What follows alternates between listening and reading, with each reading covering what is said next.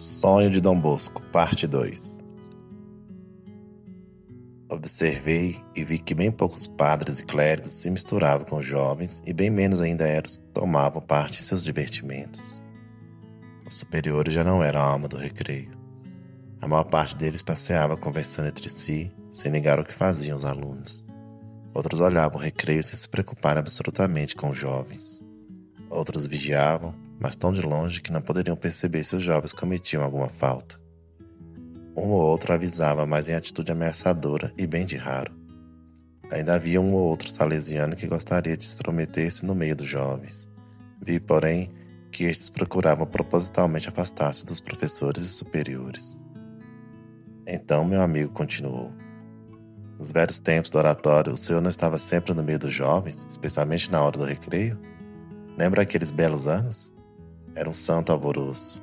Um tempo que lembramos sempre com saudade, porque o afeto é que nos servia de regra, e nós não tínhamos segredos para o Senhor. Certamente, tudo então era alegria para mim. Os jovens corriam ao meu encontro para falar-me, ansiavam por ouvir meus conselhos e pô-los em prática. Vês, porém, que agora os contínuas audiências, os muitos afazeres e minha saúde não o permitem. Está bem, mas se o Senhor não pode, por que seus salesianos não o imitam? Por que não insiste, não exige que tratem os jovens como o Senhor os tratava? Eu falo, canso de falar, entretanto muitos não se sentem dispostos a enfrentar os trabalhos como outrora. E então, descuidando menos, perdem o mais, e esse mais são seus trabalhos. Amem o que agrada aos jovens e os jovens amarão o que os superiores agrada. E assim ser-lhe-ás fácil o trabalho. A causa da mudança atual no oratório é que bom número de jovens não tem confiança nos superiores. Antigamente os corações estavam todos abertos aos superiores, a quem os jovens amavam e obedeciam prontamente. Mas agora os superiores são considerados como superiores e não como pais, irmãos e amigos. São, pois, temidos e pouco amados. Por isso, se quiser formar um só coração e uma só alma, é preciso que, por amor de Jesus, se rompa a barreira fatal da desconfiança e se lhe substitua a uma confiança cordial. Guie, pois, a obediência o aluno como a mãe guia o filhinho. Reinará então no oratório a paz e a antiga alegria. Como fazer então para romper a barreira? Familiaridade com os jovens, especialmente no recreio. Sem familiaridade não se demonstra afeto, e sem essa demonstração não pode haver confiança. Quem quer ser amado deve demonstrar que ama. Jesus Cristo fez-se pequeno com os pequenos e carregou as nossas fraquezas. Aí está o mestre da familiaridade. O professor visto apenas na cátedra é professor e nada mais. Mas se está no recreio com os jovens, torna-se-á irmão. Se alguém é visto somente a pregar no púlpito, dir-se-á que está fazendo apenas o próprio dever. Mas se diz uma palavra no recreio, é palavra de alguém que ama. Quantas conversões não provocaram algumas palavras suas ditas ocasionalmente aos ouvidos de um jovem enquanto brincava? Quem sabe que é amado, ama. E quem é amado alcança tudo, especialmente dos jovens. A confiança estabelece uma corrente elétrica entre jovens e superiores. Os corações se abrem e dão a conhecer suas necessidades e manifestam seus defeitos. Esse amor faz os superiores suportarem canseiras, aborrecimentos, ingratidões, desordens, faltas e negligência dos meninos. Jesus Cristo não quebrou a cana já partida, nem apagou a mecha que fumega. Eis vosso modelo.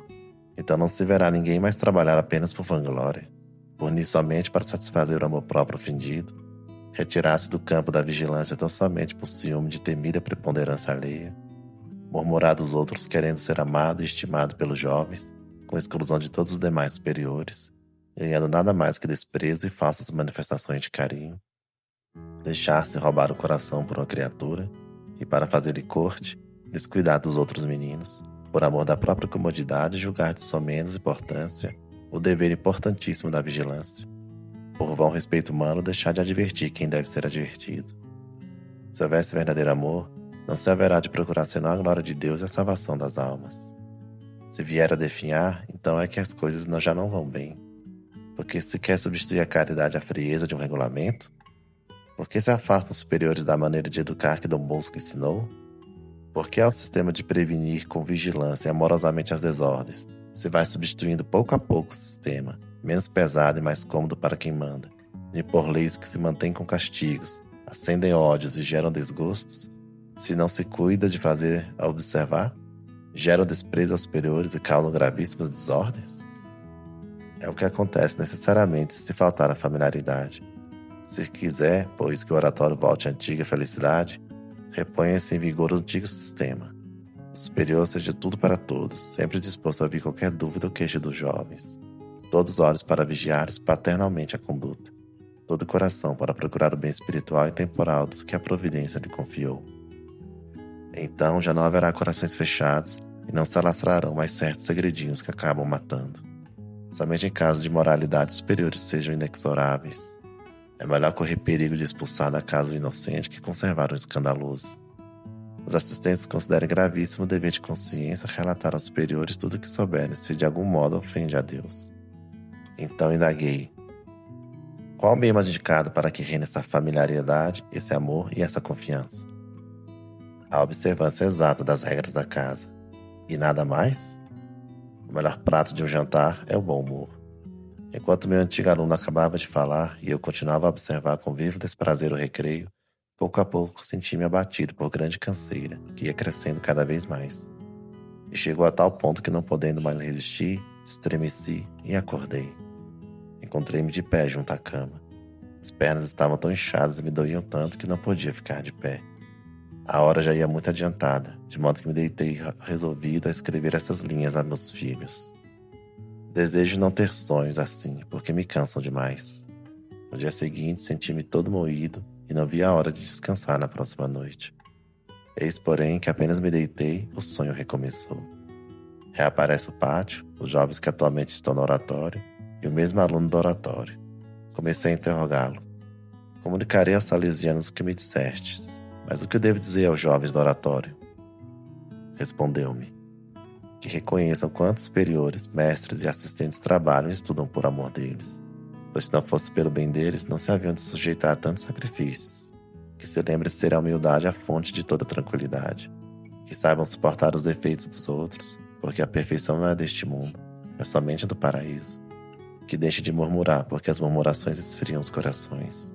E sobretudo que procurem viver na santa graça de Deus. Quem não tem paz com Deus, não tem paz nem consigo, nem com os outros. Quero dizer então que há entre meus jovens alguns que não estão em paz com Deus? Entre as causas do mal-estar que Dom Bosco conhece, e não vou recordar agora, e as quais deve pôr remédio, esta é a principal. Com efeito, não desconfia senão quem tem segredos a guardar, senão quem teme que tais segredos venham a ser conhecidos, porque sabe que isso lhes traria vergonha e desgraça.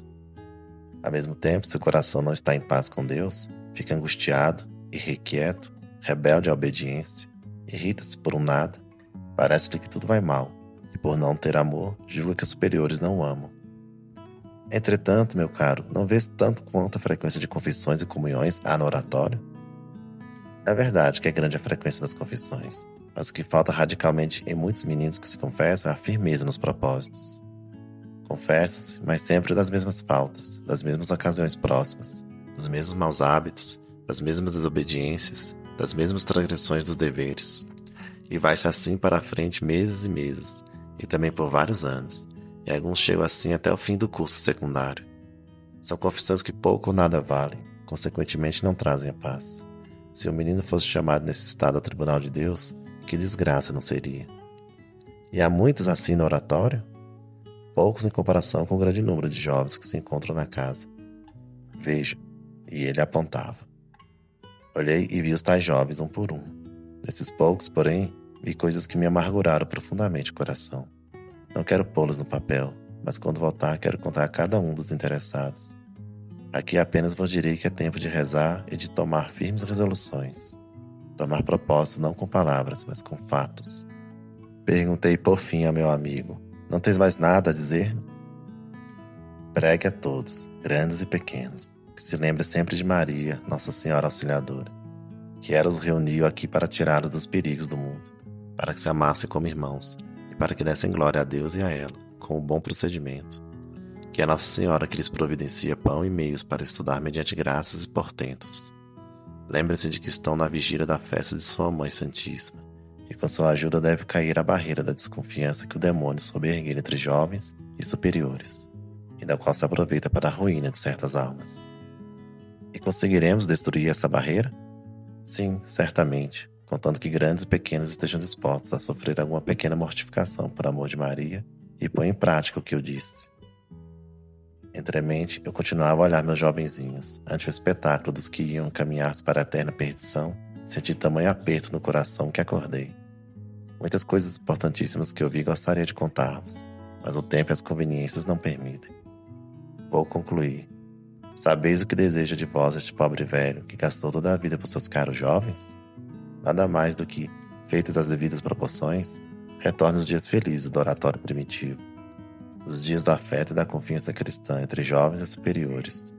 Os dias do espírito de condescendência e tolerância por amor de Jesus Cristo de uns para com os outros. Os dias de os corações abertos com toda simplicidade e candura. Os dias da caridade e da verdadeira alegria para todos.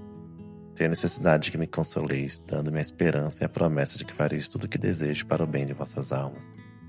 Não conheceis suficientemente que a felicidade é vossa de haver sido recebidos no oratório. Diante de Deus declaro, basta que um jovem entre numa casa salesiana para que a Virgem Santíssima o tome imediatamente debaixo de sua especial proteção. Ponhamo-nos, pois, todos de acordo. A caridade dos que mandam, a caridade dos que devem obedecer, faça reinar entre nós o espírito de São Francisco de Sales. Ó, meus caros filhinhos, aproxima-se o tempo que me deverei separar de vós e partir para a minha eternidade. Desejo, portanto, deixar-vos a todos, padres, clérigos, jovens caríssimos, no caminho do Senhor, em que Ele próprio vos deseja. Para tal fim, o Santo Padre que vi sexta-feira, 9 de maio, vos manda de todo o coração sua bênção. No dia da festa de Nossa Senhora Auxiliadora, estarei convosco ante a imagem de nossa amorosíssima Mãe. Quero que essa grande festa se celebre com toda a solenidade, e o Padre Lazeiro e o Padre Marquísio providenciem para que estejamos todos alegres também no refeitório. A festa de Maria Auxiliadora deve ser o prelúdio da festa eterna que deveremos celebrar um dia, todos juntos, no paraíso. Vosso afetuosíssimo amigo em Jesus Cristo, Padre Dio Bosco.